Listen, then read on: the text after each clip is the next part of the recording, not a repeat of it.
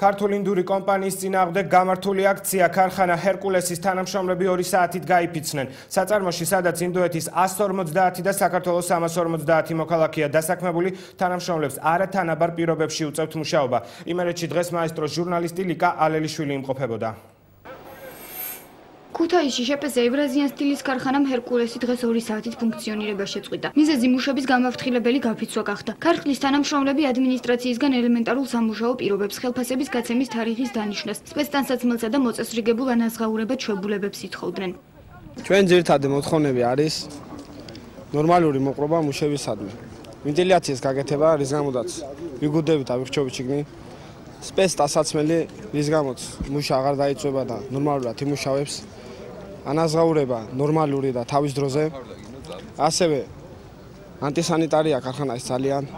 ნორმალური ტუალეტი გვინდა, ნორმალური აბანო გვინდა და საჭმელი ისეთი ადგილი, სადაც სუფთა და ადამიანურად დავждებით და საჭმელს შევჭამ. ჩვენ გარეთ გავართ 2 ცვლის ხალხი, რომლებიც ვისვენებთ.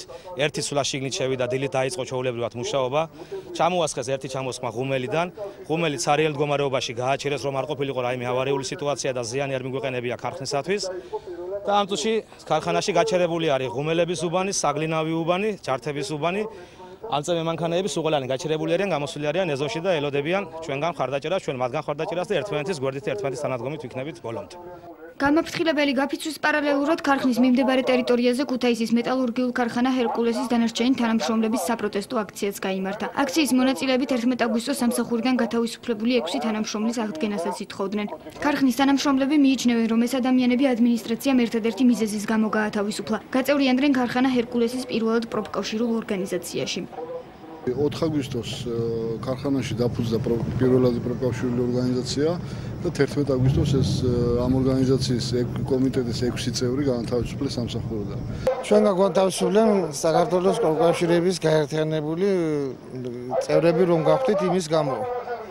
და ჩვენ მოვითხოვთ რომ თვლით რომ ვართ უკანონოდ განთავისუფლებული, ვითხოვთ სამსახურში აღდგენას და მოვითხოვთ სამსახურში შრომის პირობების გაუმჯობესებას, რომელიც არანაირი გაუსაძლისი პირობები არის. ჩვენი გათავისუფლების მთავარი მიზეზი იყო ჩვენი პროფკავშირებში გაწევრიანება და კომიტეტის შექმნა.